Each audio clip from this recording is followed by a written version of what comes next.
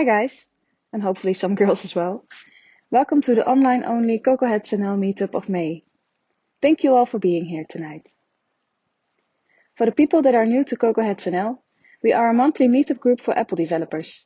We are part of the international CocoaHeads and talk about anything Apple related. First of all, we'd like to thank our regular sponsors. They make it possible for us to host our meetups and to record and stream them as well. If you'd like to help us host these meetups yourself, you can do so by getting a CocoaHeads.nl t-shirt for the summer. You can find them at CocoaHeads.nl/shop. Today, we will be giving away 2 JetBrains licenses for any of their products. You get to choose which product if you win. The license will be valid for a full year. You can enter the raffle by simply entering the Meetups channel on the CocoaHeadsNL Slack at cocoaheadsnl.slack.com. If you don't have access to that yet, you can use this invite link. Today, Peter Friese is going to walk us through the building blocks for creating modern applications on Apple's platforms using SwiftUI and Firebase. So expect some more insights on, for example, Combine, Async Await, and SwiftUI View modifiers. After this session, you should have a deeper understanding of what Firebase is and how you can use it in your apps. We hope you'll enjoy this talk. Please keep an eye on our Meetup page and on social media channels for updates on next month's Meetup. If you don't want to miss any of our videos, please subscribe to our YouTube channel. It's the easiest way to see every video that we publish. But we also have our own tvOS app where we will publish every video. We hope everyone stays safe and healthy. I now hand it over to Peter. Hi, my name is Peter and I'm a developer advocate at Google on the Firebase team.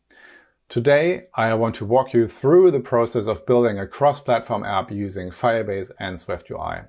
And when I say cross-platform, I mean iOS, iPadOS, and macOS. You might know that Firebase also works on Android and the web, and that means you'll be able to reuse the backend for those platforms as well. But today, we want to focus on Apple's platforms. All right, let's take a look at the agenda for today. So you can see that we've got a lot of ground to cover today, so let's get started. And let's first talk about how the architecture for a data-driven SwiftUI app might look like. So each year in spring, I take part in a challenge here at Google, which is called the 1 Book a Week Challenge. And the goal is to read 1 book per week for 3 months. Usually, I start with a couple of thrillers to get a head start. So this year I thought it would be nice to create an application to help me track my books. And my idea was to build a cross-platform app using SwiftUI and Firebase, something really simple. And here you can see some screenshots of the application running on an iPad, on an iPhone, and on my Mac. And this is what I've been able to achieve in just a couple of hours. And you can see that I've got a list of books. And when you select a book, you'll see its details. You can click on an edit button to make changes. And there's also a plus button, which will open a search UI, which allows me to search for books on the Open Library API. So it's easy for me to add new books to my list. So I know there's a lot of room for improvement in terms of design, but as an engineer, I'm pretty pleased with how this turned out already. So what are the driving factors for this kind of application?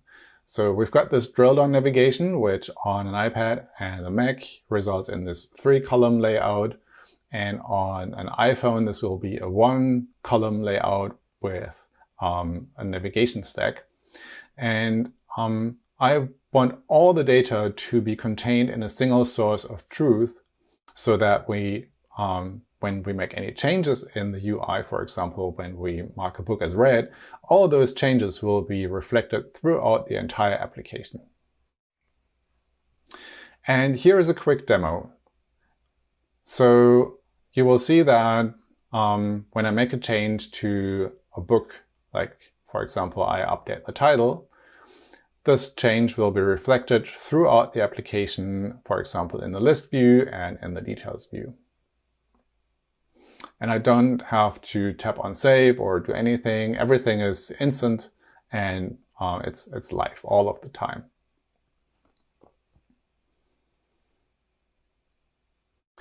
All right, let's take a look at the architecture for this application. At the root here, we've got the source of truth, which holds all the books in an array. The bookshelf view displays a list of all those books, and it uses addObservableObject to connect to the source of truth. We use a book row view to display a single row in the list, and this view connects to a single book in our list of books. When you tap on the book row view, it will open the book details view, which displays the details of a book. And from there, we can navigate to the book edit view, which displays the book in edit mode so that we can make changes. So we've got this navigation structure, which is indicated by the blue arrows, and we've got this data structure and those data connections, which is indicated by the pink arrows. And you can see that we're using observable object and binding to let the data flow between all those views. And here is a problem. So as you can see, book row view expects a binding to book, but in the list, we iterate over an array of books, not bindings. And it seems like we can't turn those books into bindings. Here is the error message that the compiler throws at us. But maybe we can? And it turns out there is a solution for this problem. So instead of iterating over the items, we enumerate the items. And this gives us a sequence of tuples mapping the index of an item to the item itself. We can then use the index to fetch a binding to the item from the array of books. And I agree, it is cumbersome, it doesn't look great, and it's definitely more complicated than the original structure. And there are a number of other solutions that are very similar to this one out there. So ideally, we'd be able to access bindings within a sequence. So Apple, if you're listening, please give us bindable sequences for SwiftUI at WWDC so we can write simpler code than this. And here is another challenge. So the UI updates immediately. And you might be thinking, this sounds funny because didn't I tell you that I wanted it to update instantly just a few seconds ago? Well, yes and no. You see, as a user, I want to be able to make up my mind and cancel my edits by clicking on the cancel button, or to confirm my edits by tapping on the save button. So how can we somehow keep a local state in this view and only update the parent state once the user taps on save? So here is one solution. Let's use an inner observable object. So here we've got the binding so that the caller can pass in the binding to a book, just like before. Then in the initializer, we create a new book edit view model using the wrapped value of the binding. And this is an observed object, so we can bind UI elements to it. Now, instead of binding our UI elements to the original binding, we bind them to the observed object. And any changes that a user makes in the UI will no longer be applied to the original binding, but to the observed object. And that means they're now local. And only when the user taps on the save button will we take the value from the observed object and write it back to the binding. And that's the moment when it will be propagated throughout the application to the parent and the rest of the application. All right, let's see this in action. So you'll see that all my edits are local to the edit view, and they will only be saved to the parent view when I tap on the save button. And when I tap the cancel button, we will leave the dialog without making any changes. So that's much more what we expect from an application where we allow the user to make changes in an edit dialog and then decide if they want to confirm or to cancel. And as an added bonus, we can now use combine to perform some validation logic on our view model. For example, we can verify if this ISBN is a valid ISBN or not. And that was a quick walkthrough of the application architecture. So far, we've only used plain SwiftUI, no Firebase whatsoever. So let's now talk about Firebase. Firebase started out as a real-time database, but it has grown to be so much more. It's essentially a backend as a service platform to help you build better apps faster. Here is a quick overview of all the products it contains. So no worry, I'm not going to walk you through all of those products today. If you're interested, go to firebase.com/products or to bit.ly, what is Firebase. So today, I just want to focus on how to add Firebase to an Xcode project and how to use Firestore to store data. To use Firebase, you first need to create a project using the Firebase console here at console.firebase.google.com. And once you've created the Firebase project, you need to connect your Xcode project. And here is a step-by-step guide that walks you through the process. And on this screen here, we need to provide the bundle ID from our Xcode project. In this step here, we need to download a plist file which contains all the configuration details of our Firebase project, such as the project ID, the API keys, and so on. So we need to drag it into our Xcode project, and my recommendation is to place it just beneath the asset catalog. That's easy to find, and you know it's in the right spot. And don't forget to add this file to all the relevant targets. So this is a multi-platform application. It has 2 targets, one for iOS and the other one for macOS. So we need to add it to both those targets. And next, we need to add the Firebase SDK to our project. And you will be pleased to hear that we now officially support the Swift Package Manager. So to add Firebase to your project, you need to take this package URL here, https github.com/firebase/firebase iOS SDK, insert it into this add package dialog, click next to add it, and then once Swift Package Manager has resolved all the dependencies, we can initialize Firebase. And here is a code snippet that is pretty useful, except that you might notice this won't work for our SwiftUI app. And the reason is the new app lifecycle that was introduced with SwiftUI 2. So let's have a look. Here you can see that new SwiftUI apps no longer have an app delegate. Instead, we have this add main property wrapper, which marks the application entry point. And by introducing this, Apple has made the app startup more declarative, which is really great.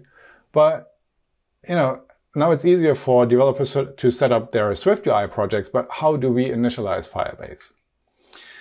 And the easiest way to do that is to just use the initializer, like this. And this works great for many Firebase APIs, such as Firestore. But for some APIs, such as Firebase Cloud Messaging, this isn't enough. These need a real app delegate. So here is another solution. Use UI Application Delegate Adapter to connect to an app delegate. You can actually reuse your existing app delegate like this one. You just need to make sure to remove the add UI application main attribute. Otherwise, the compiler will complain about seeing 2 app entry points. Over here in did finish launching with options, we can initialize Firebase, and then to connect the abstract with the app delegate, we use add UI application delegate adapter and reference the app delegate just like so. There's a lot more you can do with the new app lifecycle. For example, you can watch the scene phase to save the current state of the application when it goes to the background, or refresh data when it comes back to the foreground again. You can handle deep links. You can continue user activities. If you want to learn more about this, check out this blog post I wrote a while ago. And that was a quick walkthrough of how to set up a Firebase project and connect it to a SwiftUI application. Let's now talk about Firestore. Firestore allows you to store data in the cloud. And there are many reasons why you would want to do that. Here are 2. For example, you might want to share data with other users. For example, if you're writing a shopping list application, you might want to share your shopping list with all the other members of your household. or you might want to share data with your other devices. So in my example, I want to share all the books I have been reading on my iPhone, on my iPad, and on my Mac. So what is Cloud Firestore? Well, it's a document-based, horizontally scaling, NoSQL database in the cloud with real-time sync. Let's look at that in detail. So Firestore has a couple of really cool features. For example, it has near real-time sync, and that means when you make a change, for example, to a field, or you add a new record to the database, all other clients who are subscribed will be updated within, a second or so. It also has offline support, and that means if you're in a spot with bad or no reception, you can still continue using the app and make changes, add new elements, and even delete ones. And once you come back online again, Firestore will synchronize all those changes. If you don't care about real-time sync, you can use one-time fetch. So fetch data once when you need it. So I said that Cloud Firestore is a document model database. That means data is stored in documents, and documents are stored in collections. Here is an example of a document, and it looks a little bit like JSON, but it is more powerful.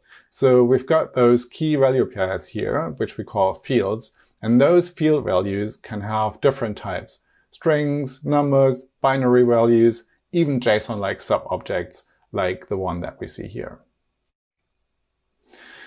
And those documents are stored in collections. However, documents can't directly contain other documents, but they can point to subcollections that contain other documents, which can then point to subcollections and so on. And that means all queries that you make are shallow, and when you grab one document, you only grab that document, not all the collections underneath, which is really useful if you have deep nested structures. So let's now take a look at how the data model for our application looks like. So here in the left column, we've got two top-level collections for the books and the bookshelves. The books collection is selected here. So in the middle column, we can see the contents of the books collections. And in the right column, we see a single book document with all its attributes. So next, let's take a look at how to read this data into our app. So here's the struct that we use to represent a book in our app. And as you can see, it reflects all the attributes of the document on the right. The document ID is mapped to the ID property of the struct, so to make it identifiable. And here is how you fetch data from Firestore. We want to fetch a specific book using its document ID.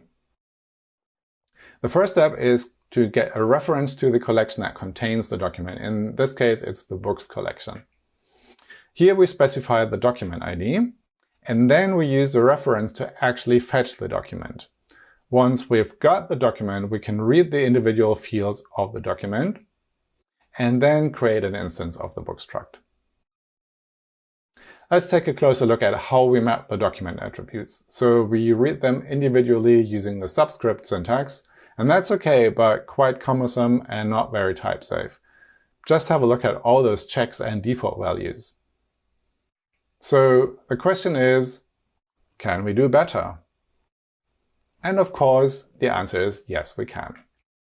So here's the code again, and now we replace it with this code snippet. The actual code for mapping the document is really short, and it makes use of Swift codable protocol. And that essentially means Swift and Firestore will now handle the mapping for you. No need to write any code for mapping individual fields. All right, time to review our architecture and see how Firestore fits in. So all we need to do is to update the source of truth and make sure it connects to Firestore. Let's see how we can fetch all books from Firestore. So we use bookstore as our source of truth here. And this published property here contains all the books. Our UI is subscribed to this property, so any updates to this property will be reflected on the UI. So let's first get the Firebase collection that contains all the books. and then register a snapshot listener. This will allow us to receive updates as there are changes on this collection. And whenever there are updates, the snapshot listener will fire and call this closure. Inside the closure, we receive the documents from the snapshot. And then over here, we map the documents using Codable and assign them to the published property. And that means every update we receive from Firestore will be reflected in the UI. Let's have a look how this looks in the application.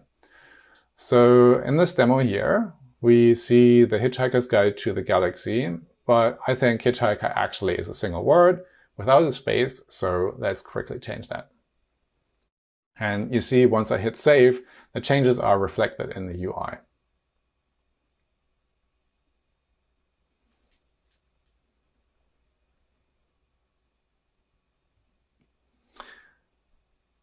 Okay, so let's add a book. I use the Open Library API to search for books. Let's add OAuth to an action, and once I add the book, it appears in Firestore, and any change I make to the book in Firestore is again reflected in the application.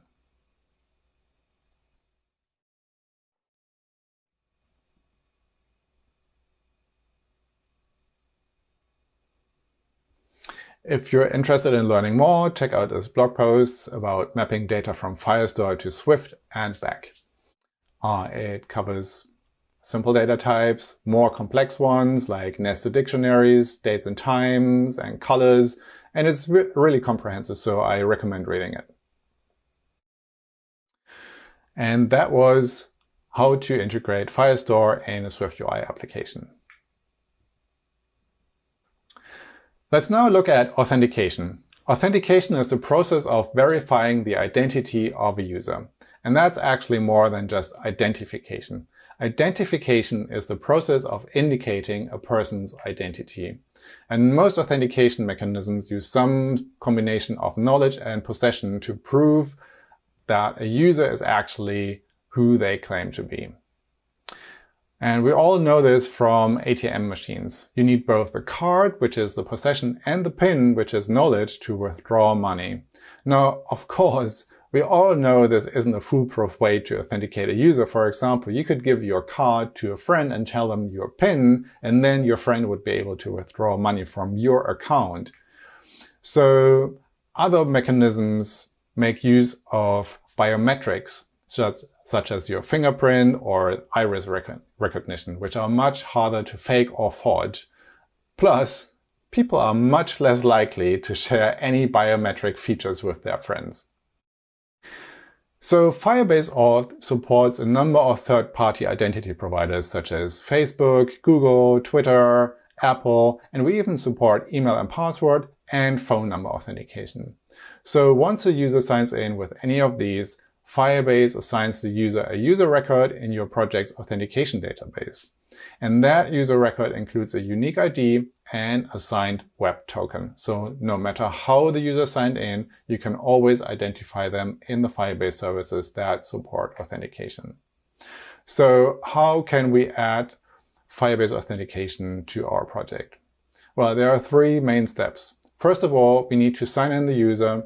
Then we need to update the data model. And last but not least, we need to secure our users' data. Let's take a look at two authentication mechanisms that are pretty useful: Anonymous Auth and Sign In with Apple. Anonymous Auth allows you to create temporary accounts that you can use to give users a warm welcome into your app, so they can start using the app without having to sign in. And once they're happy with the app and want to continue using it, you can offer them to upgrade their anonymous account to a full account by asking them to sign in, for example, using Google Sign In or Sign In with Apple. So I think guest account might actually be a better name for this way of authenticating. And implementing Anonymous Auth is super easy. You just call sign in anonymously.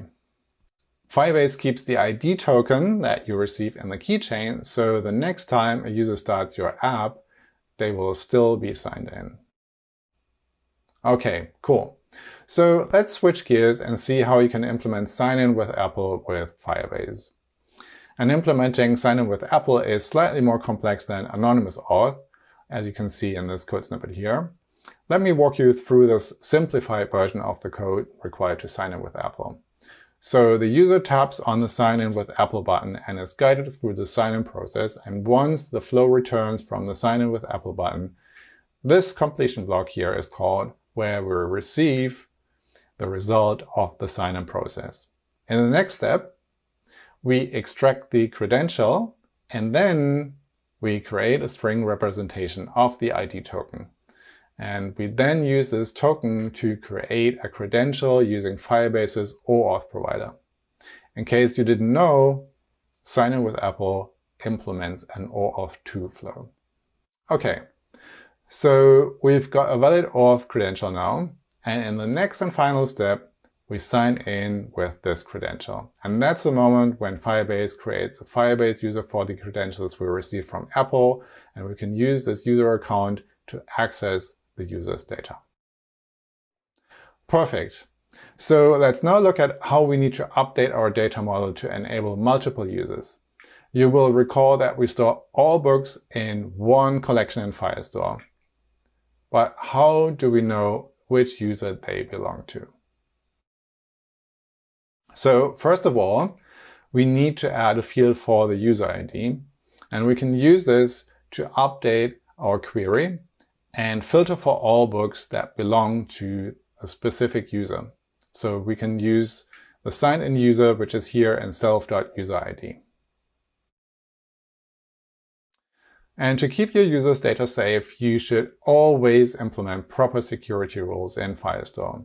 So for example, these rules here make sure that only signed-in users can create new documents and only owners can create and modify the documents they created. This second rule here makes use of the fact that we wrote the user ID into the document to indicate their ownership. And that was authentication. Let's now take a look at Combine and how it relates to Firebase.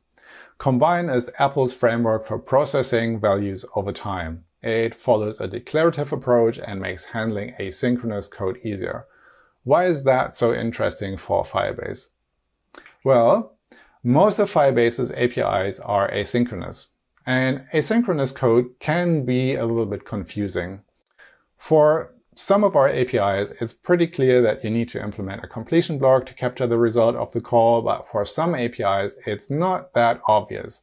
For example, the current user in Firebase auth here might be nil, even if you just called the sign-in method. So instead of trying to call Firebase APIs in a linear fashion, you should use their completion blocks like this one. But that's cumbersome and hard to read, and you might end up with a bunch of nested calls, for example, if you want to fetch some data from Firestore after signing in.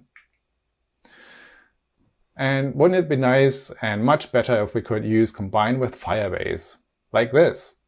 We could use the power of Combine to set up pipelines to map data, handle errors, assign results to other publishers, and so forth. And the good news is, you soon will be able to. We're currently working on bringing Combine support to all of Firebase's APIs, and thanks to some great contributions from the community, we've made good progress on Firebase Auth, Cloud Functions, Real-Time Database, Cloud Storage, and Firestore. Check out the GitHub project here for more details. And that was a very brief look at Combine and how we're going to support it in Firebase. Async await is another way to handle asynchronous programming. And to give you an impression why async await might help to write more elegant code, let's look at this code snippet here. So it's pretty hard to read, right? So let me just tell you what it is. It fetches the text of a HTML page, it extracts the keywords, and downloads an image that matches those keywords. This code here does the same, but it's much easier to read. And instead of using a closure, we just use a wait to suspend the current method and wait for the called method to return. And that's what makes it easier to read. So let's take a look at the implementation of fetch article to understand how this works. All right, so here's fetch article. And to wrap our own asynchronous code, we use the helper methods that are provided by Swift's concurrency support. For example, here we make a call to URL session, which is asynchronous. And to handle this, we wrap the code inside a call to with unsafe throwing continuation. Once the asynchronous call finishes, we can resume the continuation. In this case, we return the HTML text that we received. Or in case there is an error, we can throw that error using the continuation. And the good news is that this also works with Firebase. So here we've got the old way of doing things using callbacks, and here is how this is going to look like once async await becomes generally available. And what's most surprising is that since Firebase is mostly written in Objective-C, this works out of the box thanks to the Objective-C interoperability for async and await. So thanks, Apple. We're currently working on making sure that this works for all of our APIs. So if you want to learn more how exactly the Objective-C interoperability works and how you can use async await in SwiftUI, check out this blog post about using async await in SwiftUI and this video about using async await with Firebase. And that was a quick look at async await and how it's going to affect Firebase. Okay, we've reached the completion block. Time to wrap up. So today we talked about architecture and how to set up a cross-platform SwiftUI app that is ready for Firebase. And I showed you how to create a Firebase project, connect it to your Xcode project, and how to install Firebase using the Swift Package Manager. We also talked about the new SwiftUI 2 app lifecycle and what it means for the initialization process of Firebase and other SDKs. I showed you how to fetch data from Firestore and how easy it is to integrate the architecture we chose for our SwiftUI app. We looked at how to sign in users using Firebase Auth and how you can update your data model to make sure that users can only see their own data. Don't forget to write solid security rules. Next, I showed you the work we do to make Firebase compatible with Apple's Combine framework and how this will make it easier to write asynchronous code. And I also showed you async and await, which will probably be released with Swift 5.5 and will make it easier to write asynchronous code. And that's it. Thanks for joining me today, and I hope you learned something new. For more updates, follow me on Twitter, check out my blog and YouTube channel. I'll be on the live stream now to answer your questions. See you in a bit.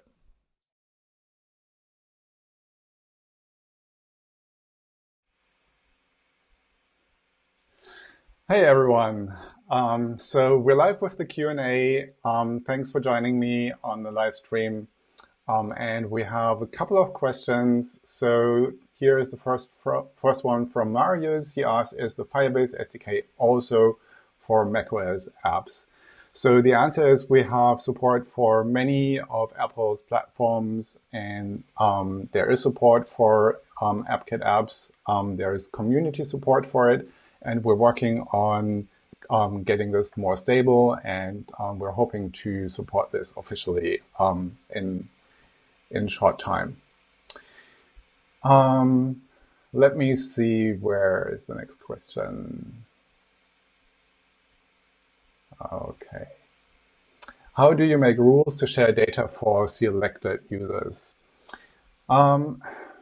So when you write security rules, you get access to a couple of things via variables. And one of the things that you get with every request is an information about the signed-in user. So, and this is actually one of the reasons why security rules are a somewhat limited language. So it's not a full-blown language where it can write complete applications, but it is limited to this very specific scope. And there's a bit of echo, so I'm going to keep these out now. One thing that you get in each of the requests is the sign-in user, so you can check the user and then use that in your security rule to look for any documents that match this signed-in user. So in this example that I showed you, we have all those documents, and in the document I had a field with the user ID, so that's something that I specifically wrote back into the document. So every time that a user creates a new document, we will insert the user's ID into this user ID, and then the security rule can take this user ID that you get from the request and match that to the security rule on the document. So whenever you try to read a document, it will try to match that to the user in the request. And if it matches, it will go through. And if it doesn't match, it won't go through. There is a simulator or emulator for security rules in the Firebase console that you can use to check if your rules work as expected. And that's what I would recommend. OK, let me find the next question. So Bart asks, what were the major changes needed to support combine from the backend? So it's funny because there weren't very many changes. So I think the biggest struggle that we had was to make sure that we were actually able to test our combine integration. As I mentioned, Firebase is mostly written in Objective-C, or at least Firebase for iOS is written mostly in Objective-C. And some of the classes were written in such a way that we weren't able to get access to some of the fields that we needed to get access to write those tests. So we tried a couple of things, and in the end, we came up with a way to write fakes to essentially create stand-in objects for those Firebase objects that we weren't able to create and access their private fields. So that was probably the biggest challenge. And other than that, we basically make use of the fact that you can easily use futures and pass-through subjects to wrap your existing code. And if you have a look at the source code in the repository, you will notice that this is really pretty straightforward. So it's almost like pretty repetitive code. So we were able to go through and design this once and then take it to all the different APIs. Not only was it complicated to come up with this idea to write those tests, but actually take the tests that we already have for Objective-C and then transport them over to Swift. That was a lot of work as well, mostly writing work and translating Objective-C concepts to Swift. All right, so next question. Somebody asked, Firebase written mostly in Objective-C, does it mean it is going to change to Swift behind the scenes? So we have started to use Swift for some of the things. So for example, we have written a view modifier that you can use to attach to your screen and then log a screen viewed event to analytics. And that's obviously written in Swift because there is no way how you can write Objective-C and then write a view modifier in Objective-C. Somebody else from the team wrote a view modifier for in-app messaging. So that's another thing that we did in Swift, and we're doing more and more things in Swift. There is support for Codable, for example, that's written in Swift. We've got support for Codable for Firestore. Somebody from the community contributed support for the real-time database for Codable, and that has just gone in, and a lot more things. So we're trying to modernize and bring things more into the Swift world as it makes sense. But I doubt that we would go in and say, oh, let's write everything from scratch. So it's going to be gradually.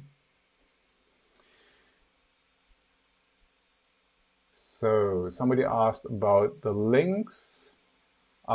Yes, so I will definitely share links to the slide deck. So I will upload the slide deck to SlideShare and share the link to that presentation. I will also share a link to my GitHub profile, but it's pretty straightforward. So github.com/Peter Friese. And I will also make the application and the source code for the application available in a repository. It's just not public yet. Okay, Marius asks, will putting all the data, books in this case, of all users in one collection not make it very massive if you have a lot of users? All right, so this is something that I didn't mention when I talked about Firestore. So one of the really amazing things about Firestore is that it scales really, really well. So no matter how many records you have, or documents, sorry, how many documents you have got in a collection, the speed of the query is not dependent on the number of documents in the collection, but it's dependent on the number of documents in the result set. So let's imagine we would have all the books in the world in one collection, and that's probably, I don't know how many books we have, like let's say millions. So we've got millions of books in this collection, and Firestore indexes all those documents. So it's easy and really fast to select all the books that are from one specific author, for example. And let's say we wanted to look for all the books by Matt Gemmell, which probably is along the lines of maybe 10 or 20 books. I don't know how many books he wrote. And no matter how many books we've got in the collection, this query will always return in constant time.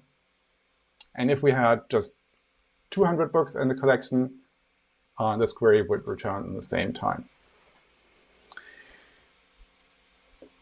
All right, next question.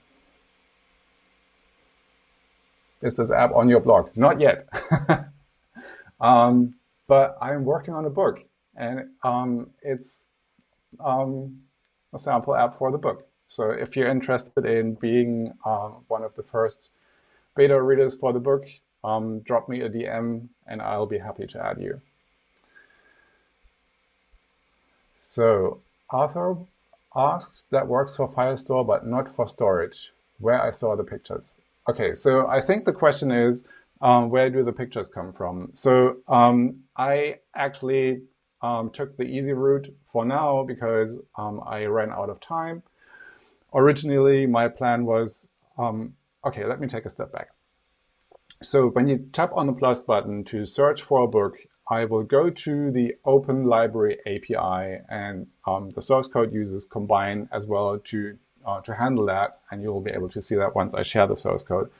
So I download information about a book that you are searching for, and then I will extract the JSON, map it to a Firestore document, save that document into Firestore, but the image I will not save anywhere. I will just take the URL to the image that the Open Library API gives me and save this URL into my Firestore document. And then when I display the list, I will take this image URL, and I think I use Kingfisher to fetch it and display it. There are some hiccups. It's not perfect. And I think in the long run, my idea would be to store this image in Cloud Storage, so I could pull it from there. That's maybe stuff for the next blog post. Is this code already production ready, or is there another data architecture required? So I think so. Architecture-wise, I think what I showed you in the sample application is an architecture that you can go with. The application as such is far from being ready to ship because it has quite a few rough edges still. But the architecture itself, I think that is something that you can take, and for a simple data-driven application like that, it would work well. If you have a lot more types of data, then you would probably end up with a somewhat more complex architecture where you have more repositories to handle your data, and maybe also when you have an architecture where you need some relationships between pieces of data, that's also a little bit more complicated. Some of that you can already see because we have the bookshelves and we've got the books. So it's a start. But yeah, so I'm confident that you can use this architecture to build a production app. Arthur asks, if you save a date in Firestore and images in storage, do you need different rules? Yes. So you will need different rules for the different parts of Firebase. The language is the same essentially, but yes, it's different rules because the way how you organize the data is just different, right? So you might have different paths in cloud storage than you have in Firestore. Okay. Cool. So I think these were all the questions. Thanks for having me today. Follow me on Twitter. Check out my YouTube channel and my blog. And also, because this week is Google I/O, if you still have time today or tomorrow, come join us at Google I/O. It's free to join, no registration fee, nothing whatsoever. And we've got a really nice virtual adventure where you can walk up to Googlers that you will be able to identify because they've got a little colorful G icon on their avatar, and you can talk to them about anything that you're interested. So we've got a Firebase dome as well, or a Firebase tent, and you'll be able to chat to the Firebase team. Cool. So again, thank you very much. And hopefully in, I don't know, a couple of weeks, couple of months, there will be a time when I'll be able to come and join you in person at one of the next meetups somewhere in the Netherlands. And if you ever come to Hamburg, drop me a line, say hi. If it's possible, I'd be happy to have a coffee with you. All right. Bye.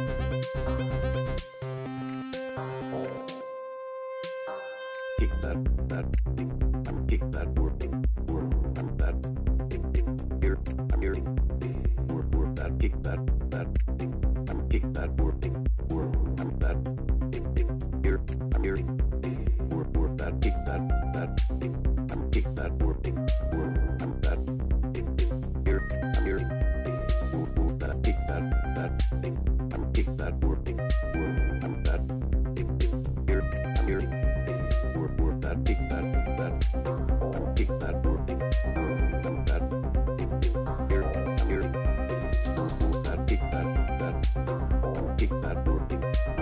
that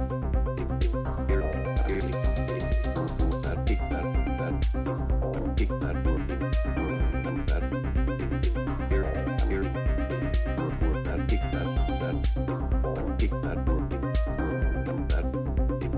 here, work that, kick that kick that working, that here, kick that working.